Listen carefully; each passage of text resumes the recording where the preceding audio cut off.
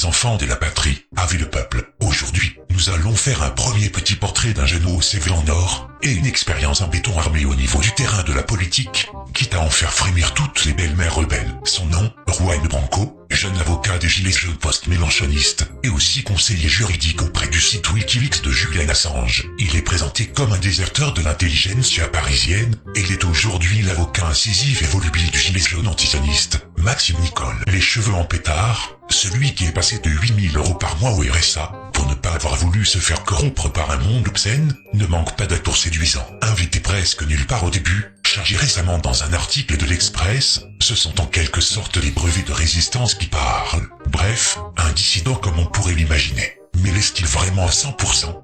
Well, that's what we're gonna find out. Parce que par chez nous, il nous en faut davantage, je vous le garantis. Car les pseudo-rebelles, on en a vu passer des wagons. Voici un florilège du personnage en question.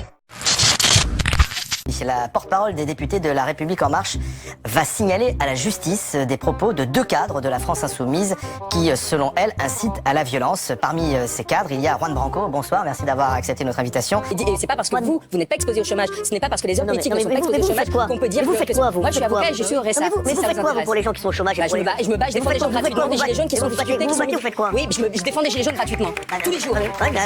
Je pense qu'il y avait 2 choses. D'abord, la volonté peut-être de rééditer un geste qui est plus beaucoup commis, c'est-à-dire que je trouve que les essais politiques en France souffrent d'une forme de vulgarité où l'on sous-estime beaucoup la capacité du lecteur à s'exiger et à faire un effort pour arriver à une matière intellectuelle. C'est un moment spécial pour moi parce que on a ce texte qui avait été mis en ligne en novembre dernier, qui est une enquête sur la Macronie et ses liens avec l'oligarchie, avec certaines des personnes les plus puissantes du pays, voire du monde. Ouais, alors ce que j'ai pas dit tout à l'heure, c'est que j'ai participé à un système un peu, c'est-à-dire j'ai été notamment au Quai d'Orsay. Le Quai d'Orsay, c'est là où il y a le ministère des Affaires étrangères. C'est un grand bâtiment qui a été construit au 19e siècle pour accueillir les autres étrangers. Donc les ministres, à l'époque les rois surtout, qui venaient visiter la France.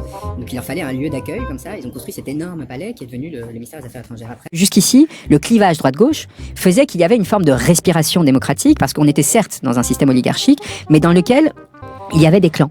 Et ces clans avaient tout intérêt, se battaient entre eux, avaient tout intérêt à faire sortir des informations les uns sur les autres. 10 à 15 000 personnes qui meurent chaque année depuis 30 ans. Ça fait 450 000 personnes qui sont mortes du fait de l'indifférence et de l'impéritie de nos politiques publiques et de nos dirigeants. Et je trouve ça assez sympathique l'idée de vouloir criminaliser la pensée. Enfin, on voit à quel niveau de panique se retrouve le gouvernement aujourd'hui. Un petit détail, Aurore Berger sait très bien que je suis pas un cadre de la France Insoumise, je tenais quand même à le préciser. Je me suis beaucoup rapproché des Gilets jaunes d'ailleurs, qui tiennent une ligne qui n'est pas exactement la même de celle de la France Insoumise depuis plusieurs mois. Je ne gagne pas 250 millions d'euros en 5 ans pour faire ces émissions. Tu ne gagnes pas 250 millions d'euros en 5 ans, c'est le contrat de signé avec Bolloré. Espèce d'abruti, tu ne gagnes pas 250 millions d'euros, c'est pour produire des émissions. Allez, sors du plateau, tu dis des conneries. Non mais t'es un abruti. Vous sortez ceux qui vous mettent ça. Pas du tout, mais tu dis des bêtises. Écoute, on t'invite gentiment, tu ne dis que des inepties. Monsieur Macron, qui se prétend être d'une nature intellectuelle particulièrement développée, n'en a pas une forcément, et qu'il était bon d'aller sur ce terrain-là, c'est-à-dire cette sorte de défi qu'il a mis un peu à la face des Français, qui est de dire moi je vous suis supérieur parce que j'ai fait ces études, etc. C'est tout ce discours en fait que l'on retrouve en sous-jacence dans sa politique, mais aussi dans sa façon de s'adresser aux autres. Et c'est un travail qui pouvait pas être édité en France en fait, parce qu'il révélait trop de liens de compromission entre le milieu de l'édition, le milieu politique, le milieu médiatique et les puissances économiques qui contrôlent en fait une grande partie de ces médias. Et moi, je travaillais au cabinet du ministre, c'est-à-dire en gros les quelques conseillers qui sont autour du ministre très proches et qui ont accès directement à lui. Et donc c'était assez rigolo parce qu'en gros il y a toute l'administration, tous les diplomates qui travaillent dans une aile du palais, et il y avait un énorme espace de 3000 m² avec plein de salons de réception, des baignoires dorées, etc., qui avait été construit il y a un siècle et demi, qui nous était réservé. Et on était en fait à peu près 4 à y avoir accès directement. Ce qui permettait, ce que je disais, une sorte de respiration dans le sens où on voyait quand même parfois venir des choses apparaître dans l'espace public. Or Macron, et c'est là la source pour moi, ce que j'ai expliqué dans le texte, la source du en même temps de Macron. Cette indifférence, elle est suscitée par un simple fait, le fait que ces personnes, leurs enfants, leurs amants, leurs amis, sont complètement protégés des conséquences de leurs décisions. Mais elle est tellement obsédée par l'idée d'essayer de reconstruire une confrontation politique parce qu'elle sent que la chose lui échappe, donc elle essaie de reconstruire des cadres artificiels, sauf qu'elle le fait d'une façon assez intéressante, qui est d'essayer de mettre en tôle, pardonnez-moi l'expression un peu vulgaire, des personnes qui n'auraient pas pensé comme elle. Je suis revenu à donner mes plateaux après mes plateaux pour qu'on puisse faire avancer les choses. Dès qu'on dit qu'il y a un problème d'équité et de justice fiscale, là vous n'êtes pas d'accord, non, il ne faut pas poser les mais tu dis des bêtises, j'ai jamais directement. Est-ce que j'ai dit ça tout à l'heure? Vous avez dit vous êtes France Insoumise parce que vous dites qu'il y a un problème. Mais pas du tout parce que tu es en campagne ici. Moi, t'es en campagne. Moi, un mec qui a voulu être élu, qui vient faire le beau ici, je le fous dehors. Et j'avais envie quelque part qu'il y ait quelqu'un qui vienne d'un milieu similaire aussi, en tout cas qui avait fait les mêmes études et avait eu des titres de gloire similaires à ceux qu'il avait pu acquérir dans sa prime jeunesse. Et je me suis pris beaucoup de murs en fait. Et à un moment j'ai décidé de le mettre en ligne. Et il se trouve qu'il y a quelque chose d'intéressant qui s'est passé dans ce pays, qui est le mouvement des Gilets jaunes. Et qui a donné un écho hallucinant au texte. Il y a eu sur le seul lien que j'avais mis, mais il y a eu énormément de versions pirates, plus de 750 000 téléchargements. Et en fait, moi je me baladais là-dedans et c'était tout le temps vide. Donc c'était un endroit majestueux, vous voyez de l'extérieur qui a l'air super impressionnant, plein d'activités, etc. Sa fonction principale, c'est d'impressionner. C'est de faire peur, c'est de montrer à l'extérieur, en fait, qu'il y a une majesté, la majesté de la République, quelque chose qui domine et qui du coup renferme un pouvoir. C'est au contraire la condensation des différentes élites et des différents réseaux de l'élite parisienne qui vont en fait être unifiés et qui vont faire qu'on va complètement étouffer l'espace démocratique parce que plus personne ne va avoir d'intérêt à tirer dans les pattes de l'autre parce que tout le monde va être servi. Vivre dans un monde qui peu à peu s'est débranché du reste de la société, et qui a fait qu'ils ont pu penser le politique non plus comme une forme d'engagement, mais comme un enjeu de carrière. Comme quelque chose dans lequel leurs intérêts seuls leur permettraient d'agir et de penser. On en est là, et on en est là, et on en est au point où la porte-parole d'un parti majoritaire, donc quelqu'un qui est très importante et qui a une audience auprès des procureurs de la République, ce qu'elle a fait, c'est pas juste un coup médiatique, même si elle le pense comme tel. Elle sait très bien que derrière le parquet va se mettre en marche, va ouvrir une enquête, va essayer de mettre pression. Je ne le crains pas parce que je sais très bien ce que j'ai fait et j'ai absolument pas peur. Donc tu dis des bêtises. Je me suis engagé moi. Arrête de dire des conneries. Vous voyez comment ça vous rend fou? Dis pas de bêtises. Je me suis engagé. Mais oui, ce qui me rend fou, c'est ta connerie. Tu dis des bêtises. Tu dis déjà que je gagne 250 millions d'euros. Alors ce que j'essaie de démontrer dans ce texte, c'est que pas du tout de supériorité Macron n'en a point et qu'au contraire c'est quelqu'un de relativement laborieux qui nous a imposé sa morgue sans raison spécifique. Alors, vous donnez vulgaire, vous avez vu? Vous donnez vulgaire, parce que moi il y a des faits. C'est pas du tout. Est-ce que tu es politisé? La sensibilité, question sociale, non. En fait, la réussite de M. Macron, c'est celle justement de réussir à se faire interconnecter des réseaux qui jusqu'alors étaient opposés. Et donc, et là, dans cette coagulation de l'élite française, eh bien, il obtient une sorte de fulgurance comme ça médiatique, qui va expliquer notamment les 29 unes qu'il obtient de Paris Match et quelques autres en moins d'un an. Je défends des gens gratuitement, genre, c'est la seule chose que je fais. Ça c'est très bien, bravo à toi. C'est la seule chose que je fais. Et je me suis mis en Est-ce que tu étais politisé? Est-ce que tu étais partie de la France Insoumise? Non, moi j'ai été approché pendant des années par les équipes de Macron pour travailler avec eux. Et j'ai refusé. Et j'ai refusé pour une seule raison. Parce que j'ai vu ce système d'intérieur, parce que j'ai fait ces grandes écoles, Sciences Po, école. Tout à l'heure vous me disiez c'est un propos politique. Et c'est en ça que la crise des Gilets jaunes se connecte à la question des quartiers populaires, où ils ne vivent pas, à la question de la crise écologique, qui ne les affectera pas, et évidemment à la question sociale, à laquelle ils sont complètement indifférents. J'ai vu comment ça dévoile. Je vais te dire ce que tu dis. J'ai vu comment les gens. Juan Branco, ce que tu fais là, c'est du racisme anti-réussite. Tout ça, ça a l'air complotiste quand je raconte comme ça, mais si vous me lisez, vous allez voir comment en détail, en fait, ça s'est passé comme ça, et même parfois de façon inconsciente pour une partie des acteurs qui ne se rendaient même pas compte qu'ils participaient à ce jeu. Anti-réussite, tu dis des bêtises. Non, je vous dis juste que vous serez moins sensible. Mais non, moi je suis pas moins sensible. Je suis pas moins sensible aux difficultés, je te le dis. Sinon je ferais pas ces émissions et j'essaierais pas d'aider les gens. Dis pas de bêtises. Je sais très bien ce que tu fais de défendre des gens gratuitement. Je trouve ça très bien. Mais quand tu dis 250 millions d'euros, c'est bête de dire ça. En réalité, Branco, l'avocat des Gilets jaunes qui dénonce une Macronie qu'il a vue de l'intérieur, ne dénonce pas le système lui-même, c'est juste un pan de l'une des castes qui l'a servi et qui est devenue obsolète. Branco, c'est le nouvel opposant direct au filet de Macron et qui vient en un simple coup de fil auprès du juif André Berkoff dans son émission de pseudo-résistance sur Sud Radio de démontrer toute l'étendue de ses limites. Voilà, l'intelligence, c'est faire le lien entre différentes informations. Or, si ces informations sont manquantes, vous pouvez être très intelligent, comme le sont les Français, où votre capacité à faire du lien est obérée. Du coup, qu'est-ce que ça provoque? Ça provoque des théories complotistes.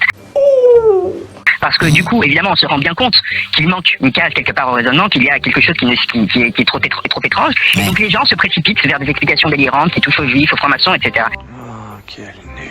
Pour lui, le lobby sioniste et la franc-maçonnerie ne sont pas explicatifs du contexte politique actuel. Aujourd'hui, nous allons nous pencher sur un épisode récent où le pauvre petit Branco s'est fait attaquer par les terrifiants et méchants conspis via les têtes de gondole telles que le perfide Panamza et le cruel Alain Soral Égalité et Réconciliation. Pourquoi? Parce qu'ils n'ont pas été gentils avec lui. Le parquet, sur ordre du gouvernement, refuse d'exécuter une décision de justice contre Alain Soral et s'interpose pour qu'il n'aille en prison. Que l'idiot utile de tous les pouvoirs, autoproclamé résistant, s'explique sur cette soudaine protection. Et ça se prétend avocat de la défense. Si le parquet n'exécute pas, petit con, c'est qu'il sait que ce mandat d'arrêt, exigé par le CRIF, est illégal en droit de la presse. Fils à papa prétentieux, tu ne peux parler que de ce que tu connais, visiblement pas grand-chose.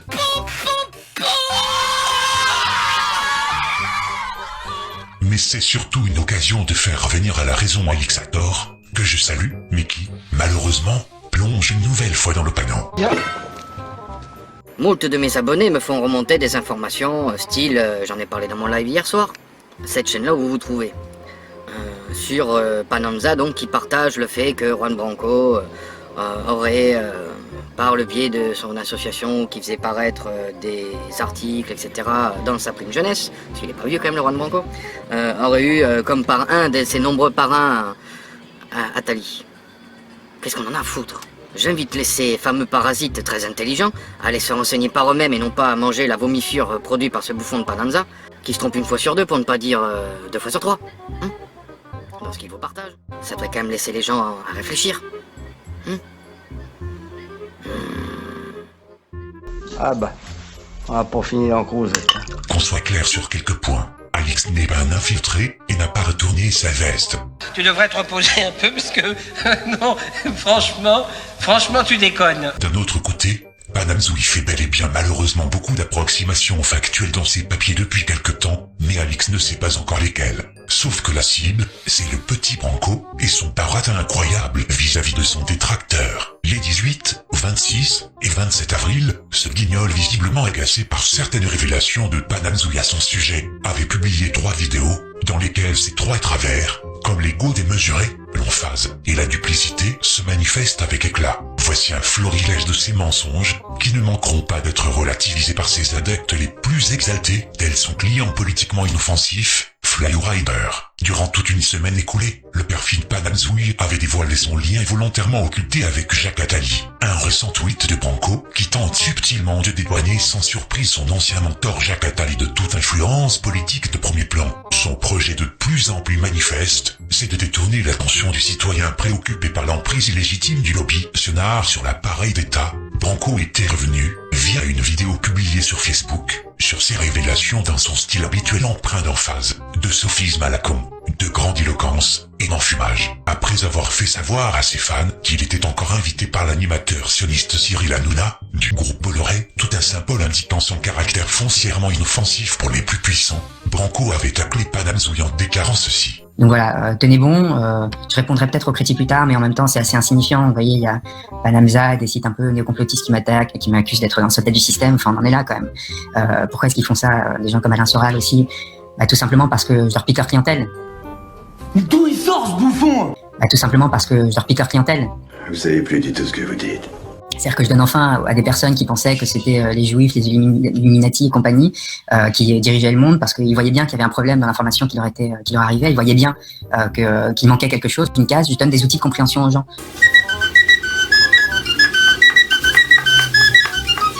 pour qu'eux-mêmes puissent se mobiliser. Alors eux qui avaient fait leur fonds de commerce en utilisant des boucs émissaires divers et variés, tout d'un coup ils sont furieux. Alors ce discours manichéen ne vous rappelle rien, mais oui, c'est du pur utileux et à l'état pur. Par cette phrase, Branco prouve une nouvelle fois sa malhonnêteté intellectuelle. Panamzoui n'a évidemment jamais accablé les juifs en tant que tels, en faisant délibérément la confusion entre un groupe religieux dans son ensemble et le lobby sionard, qui représente une majorité écrasante de juifs. Branco, qui est vivement soutenu d'ailleurs par l'ultrationniste André Berkoff, signe son imposture. Est-ce que vous avez remarqué une chose, alors pardon, pourquoi le voisin n'est absolument pas le même, celui qui parle parisien et celui qui est dans la vidéo et sur la vidéo?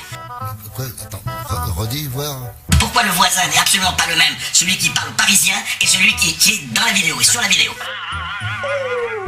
Il va dire barbu, le premier, dans son nez, pas vraiment, enfin il va dire barbu, le premier, dans son nez, pas vraiment, enfin Hein?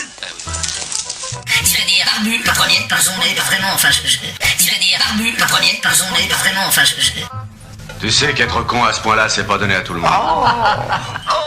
Mais ce n'est pas fini, on va encore se régaler. Quelqu'un qui tient un site très islamophile et limite complotiste.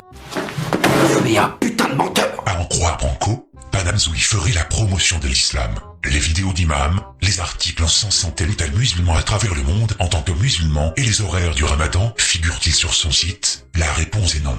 Passons sur le fait que son expression péjorative et dénigrante trahit le fond de sa pensée, digne du juif Zemmour. Pour lui, aimer l'islam serait donc une tare. Les musulmans pratiquants ou simplement culturels, notamment parmi les gilets jaunes, séduits jusqu'alors par sa petite verve en poulet, apprécieront que l'adoration de leur foi soit ainsi présentée comme un risible défaut. Soulignons surtout qu'il suffit au petit Branco que Panamzoui porte un patronyme arabe pour déduire qu'il est non seulement musulman, mais surtout prosélyte. Il a beaucoup travaillé sur le 11 septembre en étant convaincu que c'était un complot de la CIA, avant de se rendre compte que c'était pas le cas, et qui a créé ce site Panamza. Ça continue, second mensonge. Contrairement aux membres et sympathisants de Reopen 911, où les Matteo Kassovitz et l'obscur animateur sous contrôle, d'interview qui avait servi à Branco la soupe à 2 reprises, Panamzouille, tout comme les Éric Laurent, Laurent Guillenot, l'abominable homme des neiges que je salue, et moi-même depuis 2008, n'a jamais promu non plus la thèse fumeuse de l'Inside Job dans son livre de 2013, rien qu'à la couverture, pointant explicitement du doigt Israël. Rassure-moi la balle, tu sais lire. Il s'est appuyé là-dessus pour nourrir des fantasmes, des complots faciles qui faisaient que les gens se désactivaient politiquement. Et qui, au lieu de se dire, voilà, il y a quelque chose contre quoi on peut lutter, on va se mobiliser, on va y aller, ils disaient, ah, c'est les francs-maçons, ah, c'est les juifs, ah, c'est les Illuminati, Et voilà, la Bérésina. Jacques Attali, donc, moi je l'ai croisé à plusieurs reprises, et ce qui fonde la légitimité de mon parcours, et j'ai souvent raconté en fait j'ai raconté parce que c'est ce qui permet de montrer que moi cette critique je la fais de l'intérieur en connaissant ces personnes-là, donc ils peuvent pas me reprocher le fait d'inventer des choses ou d'être complotiste ou quoi que ce soit. Attali, il a essayé de m'inviter au Positive Economy Forum au Havre en 2015-16 parce qu'il voulait me récupérer. Qu'est-ce qui va nous inventer encore comme pipeau? Donc c'est quelqu'un qui pour moi a trahi, et a trahi notamment les facilités que lui avait données la société en lui permettant d'étudier, etc. Donc Attali, par exemple, dans la version imprimée du livre, vous l'avez page 155, 274, 277, 278 et 309. Branco précise citer le juif Attali dans son bouquin de merde, mais oublie d'indiquer qu'il s'agit là de mentions purement expéditives et minorées à son propos. À aucun moment, il n'attaque frontalement son ancien parrain, qu'il dédouana d'ailleurs dans un récent tweet. Et donc il avait essayé de parrainer une association que j'avais faite quand j'avais 18 ans. Et donc il avait essayé de parrainer une association que j'avais faite quand j'avais 18 ans. D'accord. Et bonjour, alors Jeune République, c'est une association qui a pour but d'éditer une revue qui réfléchit sur les politiques publiques et propose et fasse des propositions en fait qui viennent enrichir le débat d'idées. Et elle est donc parrainée par 7 personnalités, dont Bertrand Badi qui nous a donné son parrainage aujourd'hui, et aussi Dominique de Villepin, Jacques Attali, Alain Lipiette, Stanley Hoffman. Pas d'accord. Pourquoi changes-tu David tout le temps? Et c'est de là que vient la rumeur. En fait, ils ont utilisé ça, ils ont instrumentalisé ça pour prétendre que j'étais l'enfant d'Attali, le parrain d'Attali, etc. Qu'est-ce qu'il raconte? Encore une grosse caricature, en prétendant qu'une rumeur circulerait selon laquelle il serait d'une certaine façon le filleul d'Attali. C'est encore de la poudre. De quoi déjà? C'est de la poudre de perlimpinpin. Attali a bel et bien parrainé son association et sa revue dénommée Jeune République, et non pas essayé de parrainer comme il le dit mensongèrement. Eh bien, ces réseaux-là sont secondaires, c'est-à-dire que c'est pas des personnes de la même façon qu'il faut arrêter la fixation avec les juifs. Les juifs, en fait, la judaïté, vous savez, c'est une très belle culture, et il faut arrêter d'être dans un truc comme ça où on penserait qu'ils nous arrachent quoi que ce soit.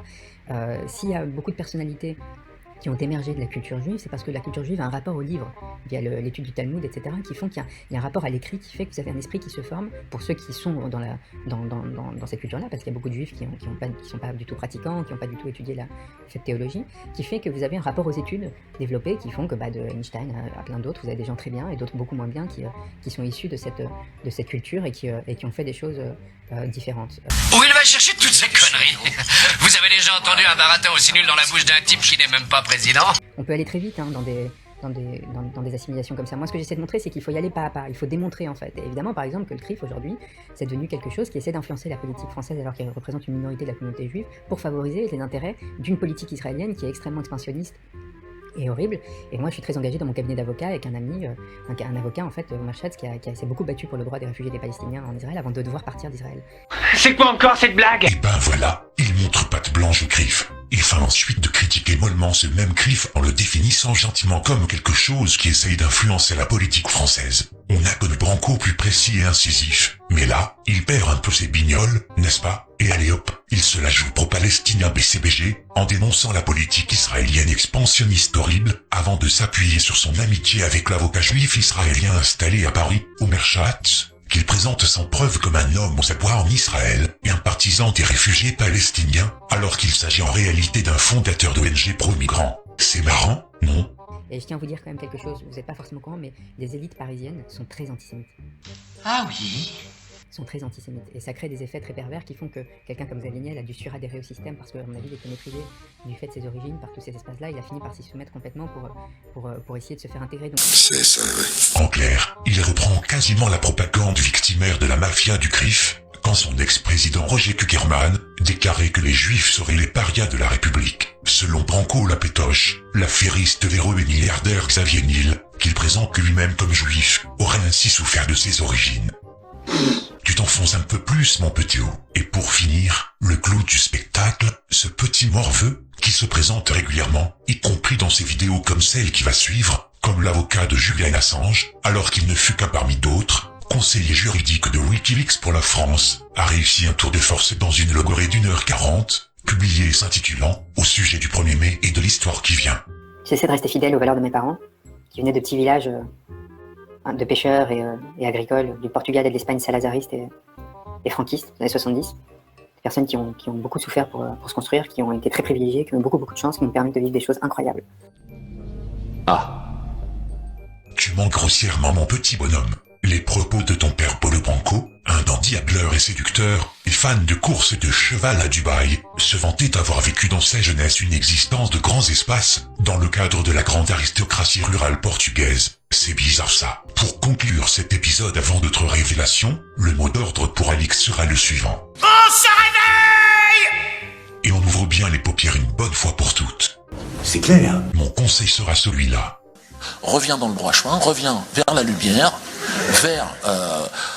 on ne sait pas. En attendant, ce baltringue préfère s'en tenir à la bonne vieille explication non réseautaire qui passe par les personnes telles que les Arnaud, Lagardère et tout le tralala, les vilains milliardaires qui se torchent le fion avec la démocratie. Le système peut souffler, il compte un ennemi en moins. Tout va bien dans le meilleur des mondes, d'autres révélations suivront. À très bientôt.